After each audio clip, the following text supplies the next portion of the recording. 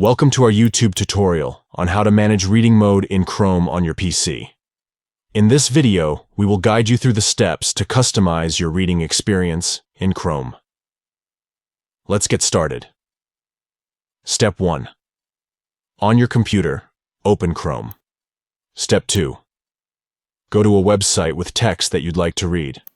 Step 3. At the top right, select Side Panel. Step 4.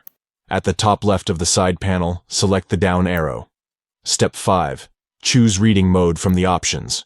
Step 6. Under reading mode, you can customize your reading experience using the toolbar. To adjust the font, select the down arrow. To change the font size, use the A+ and A icons. To change the reading mode background color, select the painting icon.